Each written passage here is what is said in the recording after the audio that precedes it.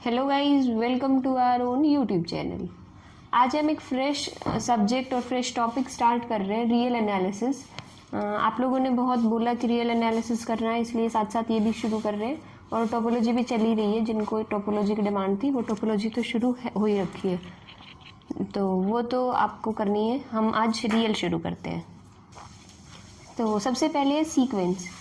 Sequence क्या होता है, बिल्कुल बेसिक से शुरू कर रहे हैं, क्योंकि जो जो चीज़ें हमें चाहिएंगी पूरे इसमें सिलेबस में वो हम साथ साथ करते रहेंगे। सीक्वेंस क्या होता है, कोई भी एक ऐसा फंक्शन जिसका जो डोमेन है वो नेचुरल नंबर, मतलब अगर कोई फंक्शन है एक, तो उसका जो डोमेन है, मान लो ये कोई फंक्शन है, तो ये एफ कब सीक्वेंस होगा, जब इसका जो डोमेन है वो सारा क्या हो, नेचुरल नंबर्स का सेट हो, और रेंज जो है वो कुछ भी हो सकती है। ठीक है, अगर उसका डोमेन जो है वो नेचुरल नंबर्स में से है तो हम ये कहते हैं वो सीक्वेंस है। रियल सीक्वेंस क्या होती है, रियल सीक्वेंस वो होती है जब रेंज पे फ़र्क पड़े।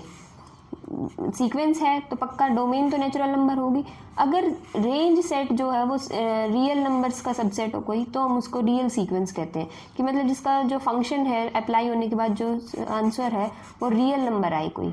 ठीक है, जैसे एफ एक्स है कोई फंक्शन, वो उस एफ एक्स की वैल्यू 2 है, एक्स की वैल्यू चाहे कोई भी नेचुरल नंबर है 1/2 1/7 इस तरह करके भी आ रहा है, तो वो एक रियल नंबर है, क्योंकि उसमें जो रेंज है वो नेचुरल नंबर का सेट है, और वो सीक्वेंस है, सॉरी रेंज है वो रियल नंबर का सेट है, इसमें सीक्वेंस है इसलिए वो डोमेन जो वो नेचुरल नंबर है। तो नेचुरल नंबर से रियल नंबर पे जाएंगे तो वो जो है वो रियल सीक्वेंस कहलाएगी।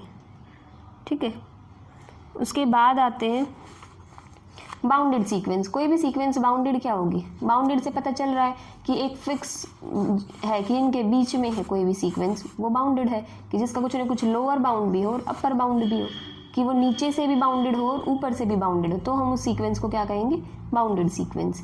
इन्होंने थोड़ा मैथमेटिकली या मतलब डेफिनेशन प्रॉपरली लिखी है, तो उसमें क्या बोला हुआ है कि हम ए एन कोई भी सीक्वेंस है उसको बाउंडेड कब कहेंगे। तो ए एन रिप्रेजेंटेशन तुम्हें समझ आ ही रहा है कि इसमें एन क्या है, एक नेचुरल नंबर है, कि जब दो रियल नंबर एग्जिस्ट करें के और कैपिटल के, स्मॉल के और कैपिटल के, कि स्मॉल के और कैपिटल के बीच में ही जो ए एन है वो एग्जिस्ट करे, उसका हर एन के लिए वो जो ए एन है पूरे नेचुरल नंबर के लिए, हर नेचुरल नंबर के लिए के और के बीच में अगर वो पूरी सीक्वेंस एग्जिस्ट कर रही है, लाई कर रही है, तो वो सीक्वेंस बाउंडेड सीक्वेंस कहलाएगी। Monotonic sequence, monotonic sequence, mono से ही समझ आ रहा है, मोनो का मतलब होता है 1, तो या तो फंक्शन सीक्वेंस इंक्रीजिंग हो या डिक्रीजिंग हो। अगर फंक्शन इंक्रीजिंग है, सीक्वेंस जो है वो इंक्रीजिंग है, खुद सोच के देखो, तो इंक्रीजिंग सीक्वेंस में बाउंडेड अबव होगी, ये तो पक्का है। अगर बाउंडेड अबव है और इंक्रीजिंग सीक्वेंस है तो वो क्या कहलाएगी कि उसका लोएस्ट जो है वो क्या कन्वर्ज किस पे करेगी, उसके लोएस्ट अपर बाउंड पे, और अगर डिक्रीजिंग है तो ग्रेटेस्ट लोअर बाउंड पे, सबसे बड़ा जो लोअर बाउंड होगा उस पे करेगी। इतने सारे लोअर बाउंड है, इसमें सबसे बड़ा जो लोअर बाउंड होगा उस पे कन्वर्ज करेगी, अगर मोनोटोनिक डिक्रीजिंग सीक्वेंस है। इंक्रीजिंग सीक्वेंस है तो जितने भी अपर बाउंड उनमें सबसे छोटे वाला जो अपर बाउंड होगा उस पे कन्वर्ज करेगी। अब कन्वर्जेंट सीक्वेंस होती क्या, ये कन्वर्ज तो करेगी, ये रिमार्क हमने डाल दिया। कन्वर्जेंट सीक्वेंस क्या होती है, अगर कोई सीक्वेंस है हम कहीं किसी रियल नंबर एल को वो कन्वर्ज कर रही है, इसका मतलब क्या है, बीएससी में भी पढ़ते आए हैं कि हर किसी न किसी एप्सिलॉन के लिए आपको एक पॉजिटिव इंटीजर एन मिलेगा। इसको नेचुरल नंबर मत समझना, ये सिंपल एन है, कई बार एन ऐसे ही नेचुरल लिखा होता है ना, तो हर जगह ये एन ही मान के चलना। तो पॉजिटिव इंटीजर एन एग्जिस्ट करेगा हर एप्सिलॉन के लिए, such that an minus l is less than epsilon for all n is greater than equals to n, capital N। ठीक है, इसी चीज़ को हम ये भी कह सकते हैं ए एन माई, अगर ये इसको मतलब कन्वर्जेंट सीक्वेंस इस चीज़ को प्रॉपर्टी को या इस कंडीशन को सेटिस्फाई कर रहा है तो वो सीक्वेंस कन्वर्जेंट है। ये भी कह सकते हैं कि ए एन जो सीक्वेंस है वो कन्वर्जेंट है एल पे, तो इसकी लिमिट कहलाएगी एल। ठीक है, next one is Cauchy sequence. Cauchy sequence क्या होता है, एक पर्टिकुलर टर्म के बाद वो जो सीक्वेंस है वो कन्वर्ज कर जाती है। ये कह सकते हैं कि भाई ए एन अगर हम कोई भी सीक्वेंस लेके चले, हम इसको कॉशी सीक्वेंस कब कहेंगे, कन्वर्जेंट वाली ही है अभी तक तो। For a given epsilon there exist a positive integer n such that, क्या such that a n minus m, मतलब ए एन माइनस एम जब तुम करो वो लेस देन एप्सिलॉन आई, हर एम और एन जो है वो बड़े हैं कैपिटल एन से। ठीक है, ऐसे ही एक सीक्वेंस इसी की ऑप्शन में वो डेफिनेशन लिखा हुआ है कि इसको ऐसे भी लिख सकते हो ए एन प्लस पी, कई जगह ए एन माइनस ए एम से होता है, कई जगह ए N plus P minus A N से हो जाता है। इसका मतलब यही है कि पी वाली टर्म्स ही बचेंगी, ए एन प्लस पी जो है पी की वैल्यू हमेशा 1 या 1 से बड़ी होती है।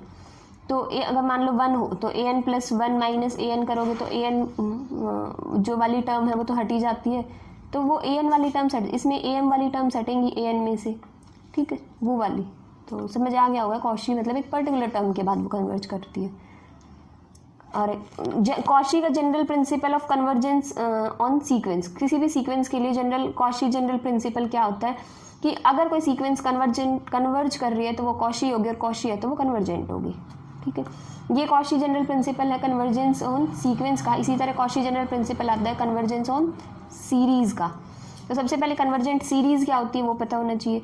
कोई भी एक इनफाइनाइट सीरीज है n = 1 to infinity, सीरीज मतलब प्लस वाली, जैसे सीक्वेंस क्या होती है 1 2 3 4, ये सीक्वेंस है 1 + 2 + 3 + 4, ये क्या सीरीज है, ठीक है। तो ए एन है वो 1 से इन्फिनिटी तक वेरी कर रही है इसमें n की वैल्यू, या सिंपली हम ये भी लिख सकते हैं समेशन ए एन। अगर कोई भी हमने यहाँ पर्टिकुलर लिमिट सेट नहीं की हुई, n की वैल्यू नहीं बताई हुई, तो वो इनफाइनाइट सीरीज ही होती है, या मतलब इन्फिनिटी तक ही जाती है। उसको हम कन्वर्जेंट कब कहेंगे इस सीरीज को, अगर इसकी पार्शियल सम लेंगे। अगर इसका पार्शियल सम कन्वर्ज कर रहा है तो हम ये कहेंगे कि पूरी की पूरी सीरीज कन्वर्ज करेगी। पार्शियल सम मतलब कुछ पार्ट ले लिया, मान लो ए एन की सीरीज है, उस सीरीज में से उसका पार्शियल सम एस एन ले लिया। अगर ये एस एन जो है किसी कन्वर्ज कर रही है, मान लो एस एन एस को कन्वर्ज कर रही है, तो अगर एस एन एस को कन्वर्ज करेगी तो ये पूरी की पूरी ये सीरीज भी एस एन को ही एस को ही कन्वर्ज करेगी।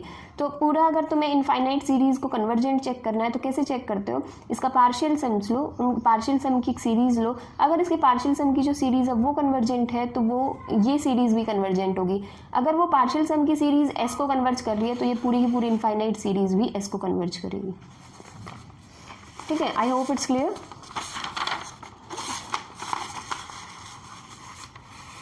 मैंने लास्ट टाइम बताया था, लास्ट टाइम बोल रही हूँ, अभी रिसेंटली बताया Cauchy's general principle of convergence on sequences, this is on series, ठीक है। उसमें भी यही था कि अगर सीरीज सीक्वेंस जो है वो कन्वर्जेंट है तो वो कॉशी भी होगी, और इसमें भी यही है कि अगर सीरीज जो है वो कन्वर्जेंट है तो वो सीरीज जो है, इसके लिए बता रखा है को, तो आपको क्या बताया था कि सीक्वेंस कन्वर्जेंट है तो कॉशी होगी। इसमें भी इसी तरह का है, लेकिन इसमें क्या है कि वो पार्शियल सम के लिए अप्लाई होगा। देखो इनफाइनाइट सीरीज है, कन्वर्जेंट है, इनफाइनाइट सीरीज कन्वर्ज कब करती है, अभी भी पढ़ के आए होंगे, पार्शियल सम कन्वर्ज करेगा। तो इसका मतलब एप्सिलॉन > 0 के लिए कोई ना कोई पॉजिटिव इंटीजर n एग्जिस्ट करेगा, सच दैट उसमें क्या करते थे हम, A N plus P minus A N करते थे। इसमें A N plus P minus A N करने की बजाय S N plus P minus S N, मतलब सम ऑफ पार्शियल सम लेके चलेंगे कि अगर ये कन्वर्ज कर रही है तो ये भी कन्वर्ज करती है। हम अभी भी पढ़ के आए हैं कि उसका अगर पार्शियल सम कन्वर्ज कर रहा है तो पूरी की पूरी इनफाइनाइट सीरीज कन्वर्ज करती है। इसी चीज़ को हमने थोड़ा सा इस तरह लिखा हुआ है, क्योंकि एस एन प्लस पी का क्या मतलब होता है, ए एन प्लस 1 ए प्लस मतलब एन प्लस पी तक का वो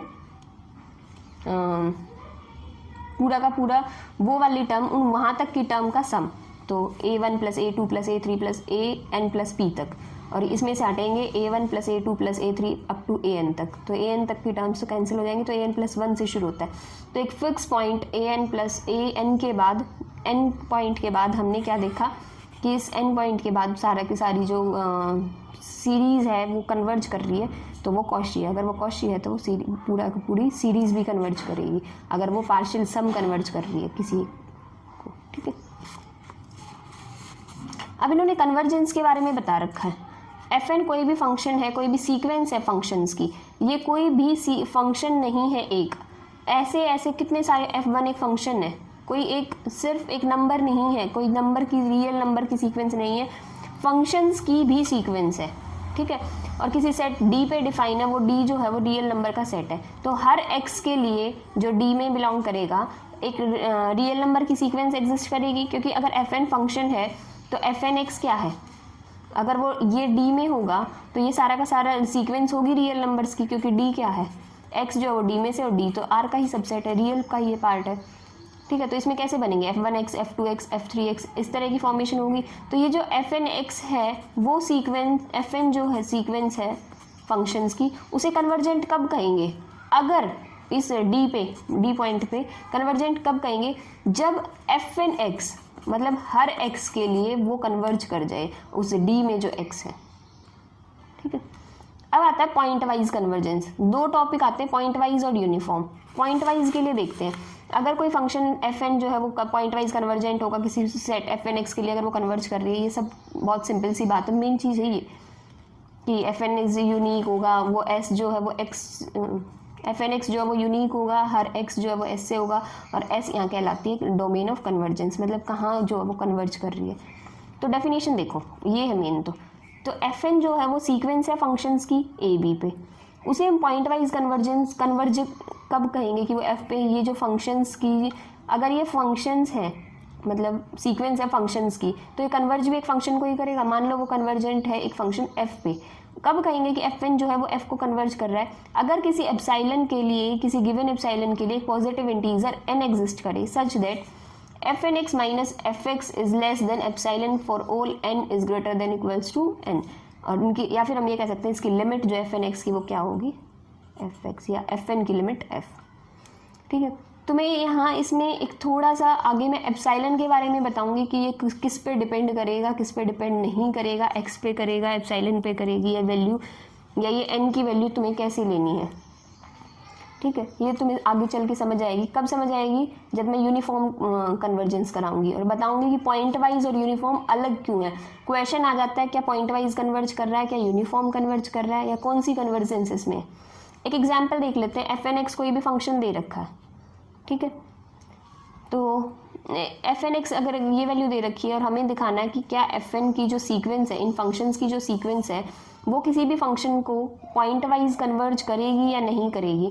तो एक्स के लिए अगर f N x limit n tendings to infinity लगाओ, अगर limit n tendings to infinity इस तरह करके देख रही, इन्फिनिटी लगाया तो वैल्यू आ गई 0, इसका मतलब f की वैल्यू 0।